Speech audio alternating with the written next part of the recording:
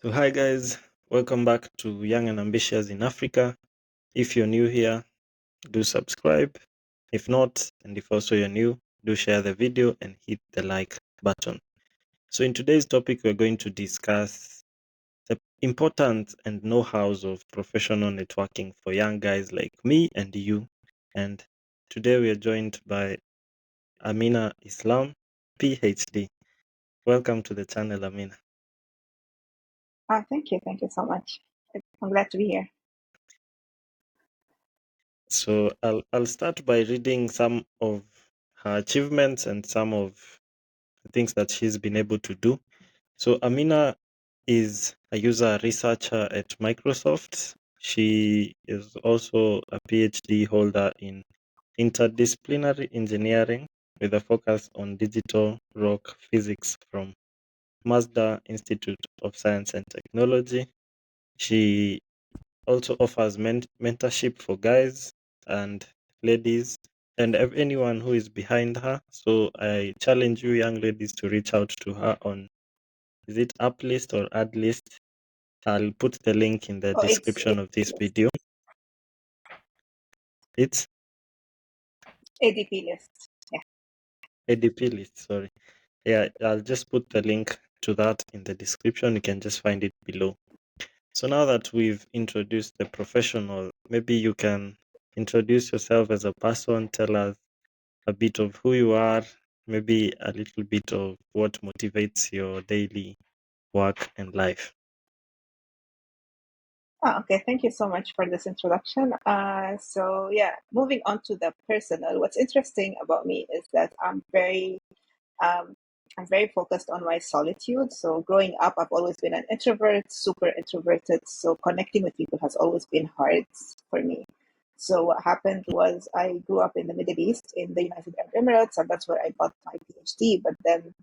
Uh, but then I got a job there, but then my visa application was rejected. So I had to move back to the country that I had its passport, but I really didn't have much experience with it, which is Kenya, right? So once I moved back to Kenya, Yeah. I recognized that my biggest challenge was going to be building a network or connecting with people because A, I was coming from a totally different environment, and B, I built my previous social group in the United Emirates very slowly across the decades because I grew up there.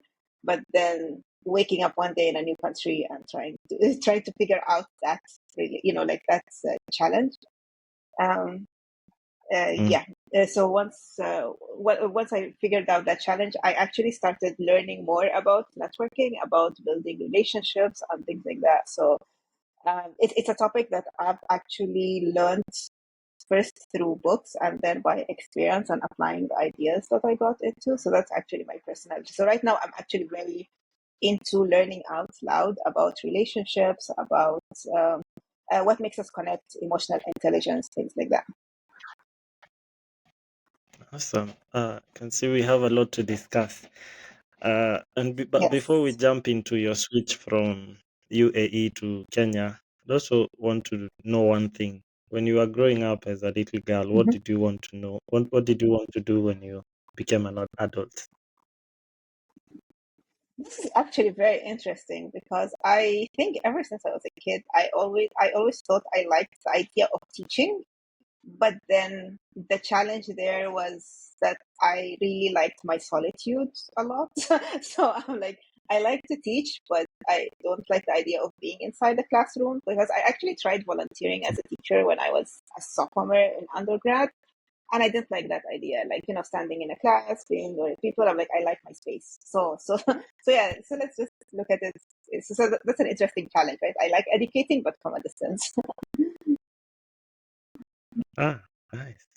Going by your mantra of curiosity, and when you were making the switch to UAE, was this aspect of you being curious? Did it help with you growing your professional network and friends and the whole circle thing when you came into the country, This is, into Kenya? I've actually thought about this, yes, because what I realized was that the biggest overarching question for myself was that why is it that after a whole lifetime spent inside the classroom, the things that really Mm. helped me build my life in Kenya again was all the information that I gained outside of the classroom, right? So the again the overarching question here is like, where's the missing link? Why are we being taught things inside the classroom that, like, when it comes to actual life skills, there's a huge gap. There's a huge knowledge and skill gap there.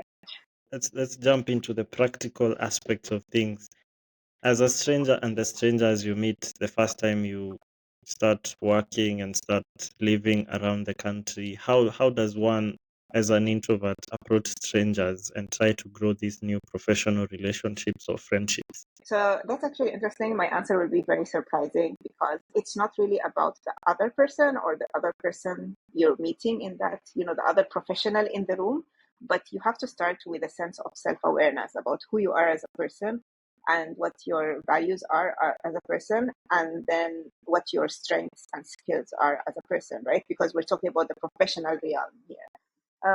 So once you Mm. are very clear about all of these things, if you're going to go and meet a stranger, um, it's it's also about the curiosity that you show while engaging with the other person, because a lot of people think about networking as collecting business cards, right? So it's like I go to a networking event, it's like I have 25 business cards, but it's not about collecting, it's about connecting, right? And the way to connect with another human being is to actually ask engaging questions, listen to their answers, and then be a little bit vulnerable and like contribute to their answers so that it doesn't sound like it's an interview where one person is asking, the other person is, giving the answer and then following it up with another question, but rather like making it a two-way engagement. So an example, again, practical Yeah. tips would be like, let's say I meet someone at an event and we're at, sometimes you connect over small things like, maybe the coffee machine is not working properly or something, and then you just make a small joke about it. And then you're like, oh yeah, oh hi. So what brings you to this event? That's usually what people start with, right? Like, what brings you to the event? What do you do? Personally, as like, I actually like to veer off like to more interesting questions like, what's one project that really excites you, or another thing would be, because what do you do sounds boring. They're like, okay, I'm a data analyst. I'm like, okay. And then it's very, Yeah. they'll give you answers that they've memorized a million times, but then when you ask two questions such as like, so what's your story, like, or they'll ask them something like, oh, tell me about a project you're really excited about. And that's when they actually get, like, you want, when you're having a conversation with someone, you want to be able to see that excitement in their eyes when they're talking, right? You want to be able to hear their energy go off. So these kind of questions, getting them to recall maybe even hobbies that they're, so what do you spend your weekend on, right? It really gets them excited, and that's where the connection happens. And um, Yeah. and usually, when it comes to meetups, as a person, I tend to not always focus my energy on building, a deeper connection there, but rather having, connecting enough to exchange like maybe numbers or email, and then having a one-on-one later, like, and that's when you're able to connect. But then when in events where you're meeting so many people at once, Yeah. you just want them to be excited about something when they're talking to you, to remember when you email them and say, hey, it was really nice to talk about your hobbies that day, blah, blah, can we have a follow-up call? And so that they'll remember you, and then you can actually connect later. But going back to what I had said about self-awareness, like the moment you meet people who share your values, like something magical really happens. So I feel like that's why it's very important to move in life knowing all these and being all very clear to these things, because you end up Yeah. connecting with people who are like-minded. Like you can actually feel the energy. It's like, oh, okay, like, there's no connection here, but that's because maybe like there's no connection or there's no alignment in values. So yeah, these are like the practical tips that I tend to always try to remember. So I'm curious about this self-awareness and this interaction with guys in a networking event. Does it translate to someone, maybe someone you admire and look up to, and you'd like them to probably be a mentor? Do these same tips transfer to such a person? Okay, so these steps usually transfer to like most situations, but then when it comes to mentorship, it's a bit tricky, because like going to an event and trying to connect with someone just with that objective that I want this person as a mentor is very I don't know what the word is, but basically sometimes people will kind of it like people can tell, like, okay, this person just wants me to be a mentor and everything. So with regards to mentorship, whenever someone asks me about this, the main advice is to you as a person, you add value to that person's life. Maybe you want, like, it's Yeah. the phrase there is like give and then ask, so you give the person or add value to their life maybe 3 times, and then ask them to be your mentor. And then if they say no, you just move on to the next person, right? So it's not like, that's why I said give and ask, and not give and take, right? Because I mean, everyone, you're not entitled to anything here, right? Yeah, and people are always busy and everything. So for you to be able to give, you can't do it in one interaction. It has to be like across some time. You have to build the relationship with the person, so it will take time. It's so yes, maybe you can think that person is a cool person to be my mentor, but don't always go that with that expectation, and don't always go that with that thing top of mind, because as I said, sometimes people can tell, and then that's the first thing they'll do is withdraw, right? Especially when they don't have time, and like, we do live in a world where like time is one of those scarce assets, right? So Yeah. And after having this chat, I know there's this aspect of you've had and we'll talk about the conversation, but when you've already had the conversation, let's assume it's gone well, you've Mhm. connected, and you want to probably have a second one-on-one meeting. How does someone ask for this one-on-one meeting Okay, so in usually both how I would do aspects it. of maybe a mentor and someone else in the professional network?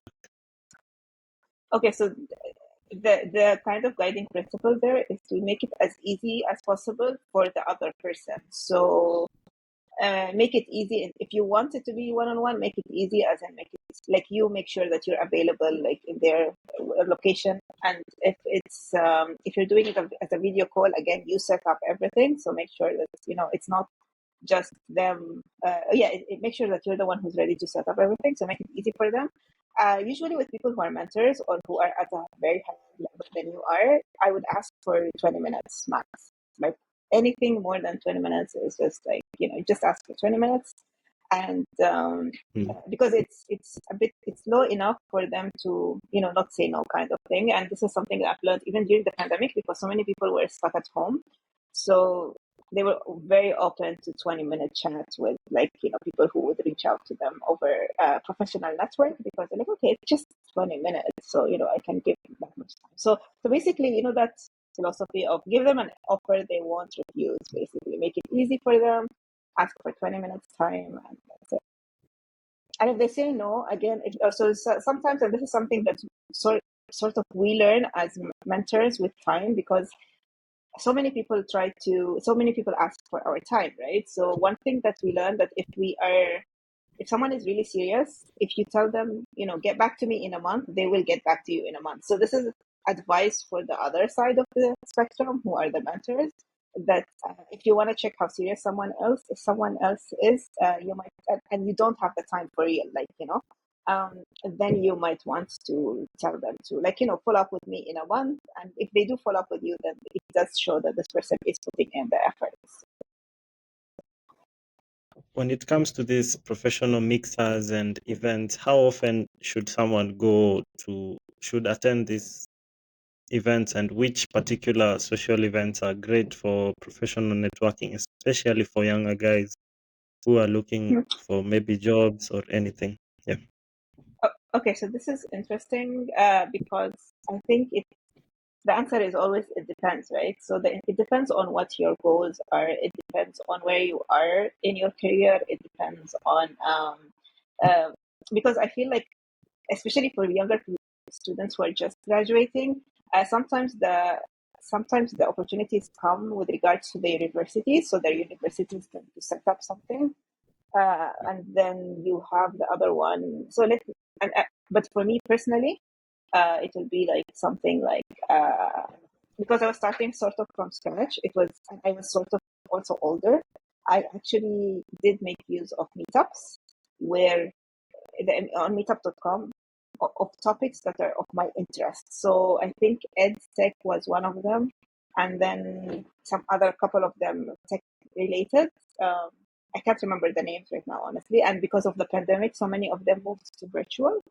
But yeah, meetups of common interests, especially the ones in person. So in terms of cadence, I think if you're like really starting out, I would put a goal of five making five genuine connections from one meetup.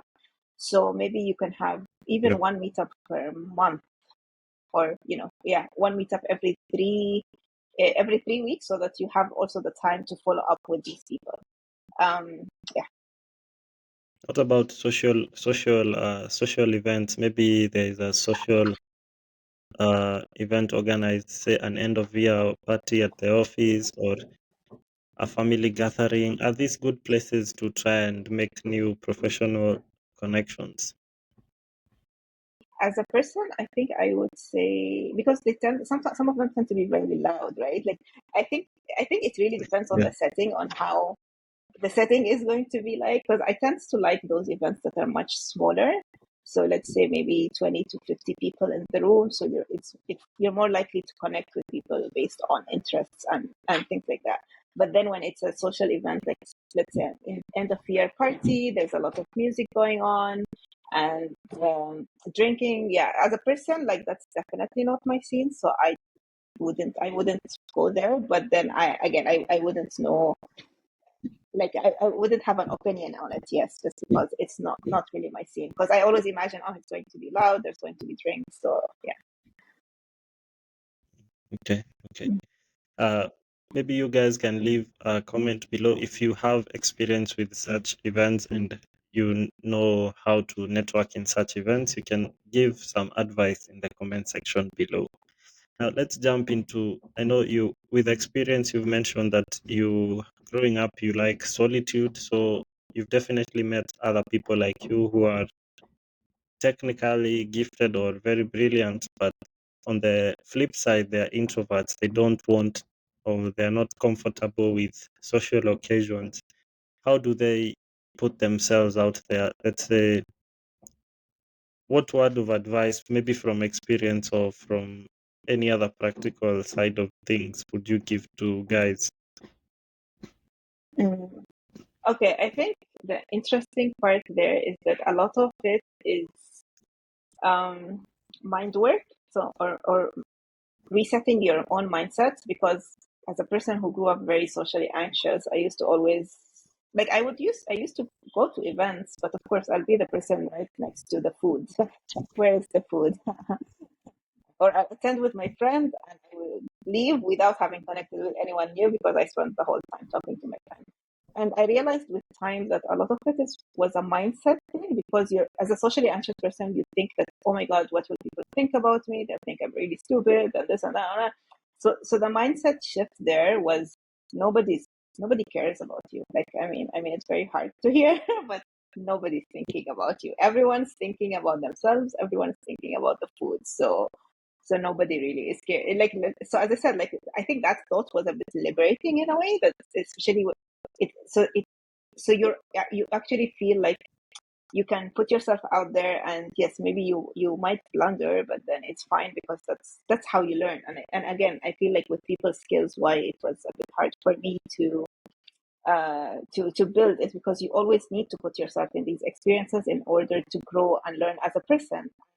There is no other way around it, right? So so when you don't have to, you'd rather not do it. But then I realized with time, another mindset shift is that it's very hard to reach where you want to reach in terms of your goals without putting yourself out there. So, and again, it's the world is sort of wired towards extroverts, um, and it's just how the way how it works. So I mean, so there's like, we can sit and try to change the system, but we can't. So might as well just, like, try to adjust in order for us to achieve our own goals. So I think even for people, like, they actually need to always remind themselves here. So what's the goal here, right? So the goal is for them to get a job and blah blah.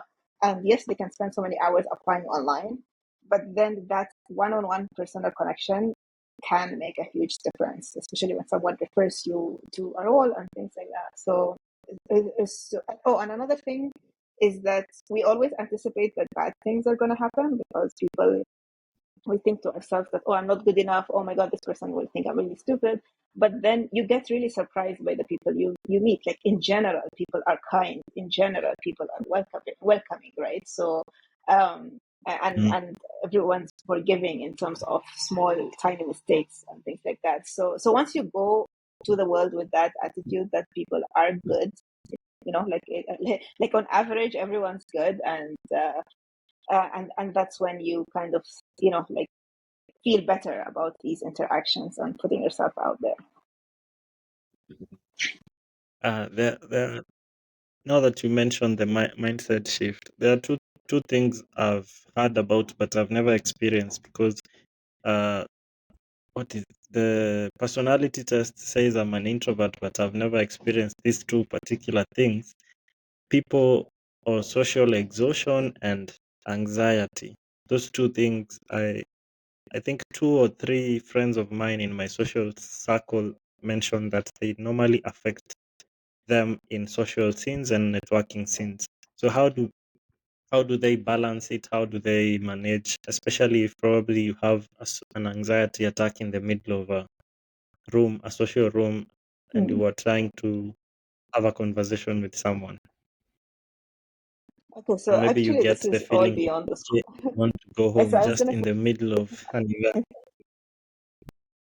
say, I get the question because I feel like, especially extreme cases with social anxiety, so that I was going to say this is so outside the scope of what I help people with, because of course social anxiety can be uh, it can, I won't say fixed, but it can be minimized with the help of tools that maybe a therapist can help someone with.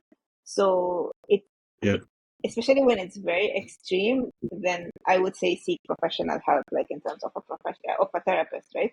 But then in terms of like the ones that are not as extreme in terms of what like what you mentioned, anxiety attacks and stuff, it's really about mindsets. It's about doing more of it so that you get it out of your system, or you, as I said, like a lot of it comes from that fear of not being accepted by the other person or rejected by the other person. But the more you experience, or the more you push yourself through these experiences, the more you realize that even if the rejection happens, it's fine. You didn't die. And then like the other thing is like, and if it doesn't happen, that it has actually led to something good. So it, again, with time, it just starts to disappear. And you did mention rejection. I think people also have the fear of rejection, which then translates to professional networking and probably every other social interaction. Is this manageable? But And if so, how do guys jump into it? okay, Or maybe you can you okay. can just Maybe tell my everyone. question is like, is by manageable, or is the fear of rejection manageable? You mean? Yeah, yeah. Because you Okay, you can never that's tell if someone interesting. will reject your interaction. But you see, I feel like again, it's when you go. So this is interesting because there are two things that come up here. There's your self-esteem as a person, right? So let's say you are trying to connect with someone, and then they reject your interaction.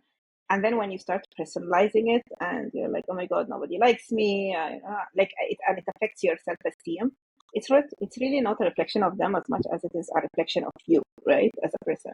So that's why I remember when I told Yeah. you at the beginning, you start with your own self-awareness, you start with your own inventory of your own self-worth and your own skills. So you can just say, okay, that person rejected me. So what's, like there are like what 7 billion people in the world. Let's move on to the next person. And then Mm, so don't personalize it, because again, it might just be your own values and their own values not matching, and your gut already, or their gut already telling them that. So never cry over disconnection or something like that. um, and then the second thing is, in terms of the fear of rejection, one thing that you will notice a lot of us do, especially in our societies, is that we reject ourselves first. So, well, which is sad, right? But then we already, let's say, I'll give you an example. Let's say you're applying for a job, and then you see that they're asking for 5 things, and then you say, oh, but I only have 4. I don't have that fifth. It's okay, they won't take me, and you don't even apply. So that's an example of you as a person rejecting yourself. And again, if you're already rejecting yourself first, then why are you crying over others rejecting you? You're already doing it to yourself. So I think, I mean, there the advice would be just like, just don't reject yourself first in these interactions, because you're already making, especially you're already thinking that that person might not like me, and so I'm not going to talk to them anyway, because so you, again, that's already you rejecting yourself. So don't cry over, like, don't cry over something that didn't even happen. You never really tested it, if it's true or not. Yeah, and build your self-worth. I guess that's a very big one. Yeah, so the practical advice would be probably building your self-esteem and Mm-hmm. self-confidence, basically everything with a self at the beginning of it. Exactly, yes.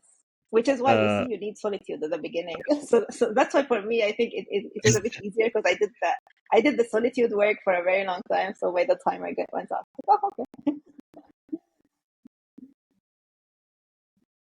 Now, in the middle of the conversation, there's one thing that normally happens. Maybe the topic has gone flat or the conversation has gone dead, but you're trying to maintain this professional connection. Maybe you need this person for a certain job you're looking for, or whatever reason you're trying to maintain it, but the conversation is gone. It's completely gone. How do you get out of this situation, or how do you revive it? Which is the best option of the two, and how do you do it best? Okay, so you're saying that, let's say you're at a meetup and then you're talking to someone, and the question is, have you exchanged contacts or not? Because I feel like if you've exchanged contacts already, then I mean, it's easy to just get out of it in general by, maybe going to the, like, oh, the food is here kind of thing, and or having, or like, having to make a call or something. Because yeah, sometimes when it gets awkward, then for me personally, I would want to get out of the conversation. But also I feel like you you kind of like the fact that you said that you might need this person for a job, that's kind of that could kind of also hint that this connection is there, right? Remember, because at the end of the Mm, day, when you're making these connections, they're about genuine connections, not for a purpose. Like, I want to go and talk to that person because they're very important in their industry and they might help me get a job. The moment you enter a scene with all these objectives, that, you're just, mm, what's in it for me? Like, as I said, it's very easy for others to kind of feed off of that and then start to withdraw. It's all about making genuine connections. So when you made a genuine connection and the conversation kind of dies out, then maybe you might, want to leave. But again, it depends on whether you exchanged contacts or something like that. I'll give you an example, a very practical example. I connected with someone randomly at the airport when I was coming here, and our luggage was late, and then it started like, she was literally just standing next to me. So I was just trying to just make a joke and everything. And then she kind of followed it up with a conversation, and she was like, "Oh, so why are you in Malindi?" And then I was like, "Oh yeah, my parents are here." And then she was like, "Oh yeah, even my parents are here."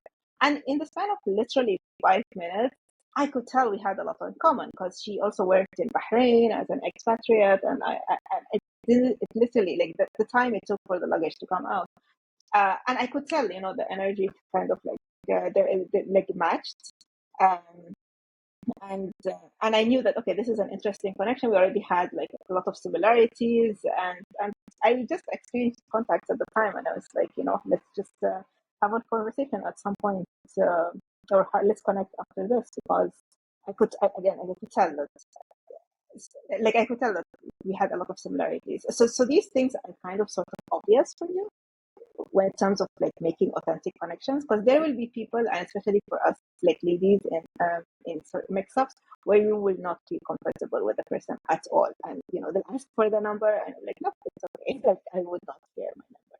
because you feel it, Yeah. right? Yeah. And are there please avoid topics that are they span throughout the whole networking, the differences between multiple people, or do you have to research particular please avoid topics for guys in every room that you visit? This is actually a very interesting question. I never thought of this personally. Like, I mean, I would definitely avoid politics and religion in general. Um, and Mm. then what else? As a person, I would be really bored with sports. So as much as some people might find it as a thing, as a topic to connect with others, but it's not gonna be me. Like the moment someone talks sports, Mm. I'm out of there. And what else?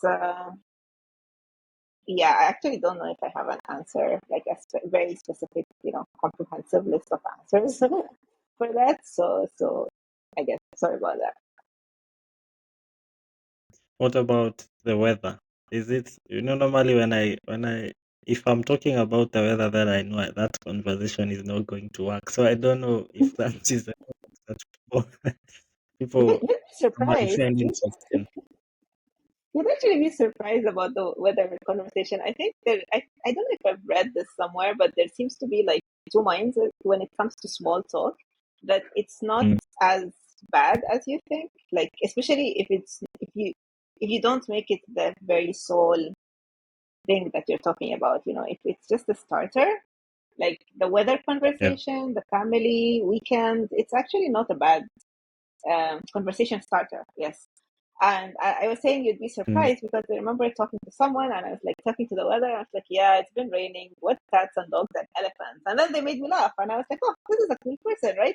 So I was like, you never know with these small talk and conversation starters. It's just that if there's nothing else to talk about other than that, I think that's when you read the energy and you're like, okay, maybe I should just move on to someone else.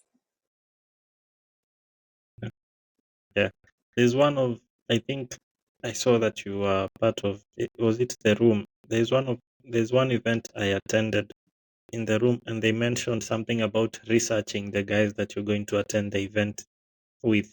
Is it advisable? Because normally I just go by the mantra of curiosity, just like you, but mine is probably tied in with risk taking, where I want to go somewhere. I absolutely don't know who you are, so I can have any conversation with you depending on how we talk and how the conversation progresses. So, is this idea of doing proper research a thing for people, or is my approach better, or do you find a balance in between? Of course, I'll give you the answer. It depends, right? Because I've actually heard a lot of success stories from people who did the research from before and then ended up talking to uh, like talking to people who ended up being opening doors of opportunity for them. So if the list is available and you have the time and your goal is something to, for instance, really get a job because you've been struggling and stuff, maybe you might want to go through the list, try to research people, and pick people who are like, okay, this is an interesting connection. Again, make it genuine. Like, don't make it with that idea that this is an interesting connection that I want a person for sure to help me get a job. Like, no, it's like just an interesting connection, and we can see where it goes. But then if you're not looking for the purpose of just maintaining like professional relationships and you're already in a good place in your career, I would definitely go with yours because first of all, I wouldn't have the time to research everyone, um, and I would love that sense of curiosity or meeting someone and then discovering that, oh my god, like you are this so and so person. And I think I did have a couple of incidents where I was socializing and then I discovered like I discovered that these people were like really had big roles in their I never like I could never even guess like from the way they were so humble and down to earth. And it was pretty cool. Like later when I came to discover, their actual like jobs and stuff like that.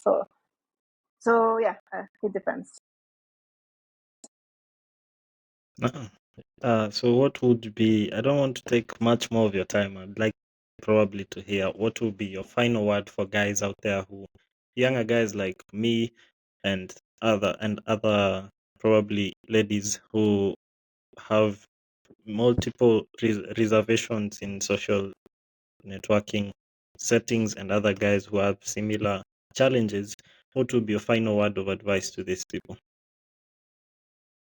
Okay, so I would just say don't, what do you call it? Like, yeah, as a final word, it would just be a part of what I had repeated before. Like, focus on building your own self worth first, and then approach the world with how can I help rather than what's in it for me.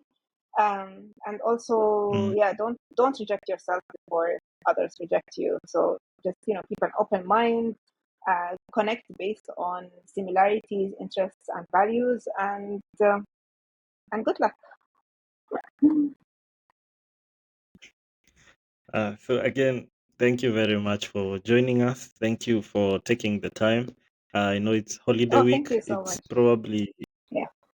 It's probably your time to be with family, but thank you for taking the time. And I think I've taken a bit more of the time than we had discussed, but it's been an amazing chat. I've learned a few things probably I wouldn't have done research before, but if I have a goal, then I'll be doing research before I go into a social mixer. Okay. Thank you so much for your time, So, and thanks for the opportunity. all right, all right. You guys, please again subscribe, like, and share. Leave a comment below on anything you agree, want to question, or you just want to add something. Just leave a comment below, and any contact list that Amina has, any way of reaching out to her that she shares on ADP list or LinkedIn, I'll put those links in the description. Otherwise, thank you and see you in the next video.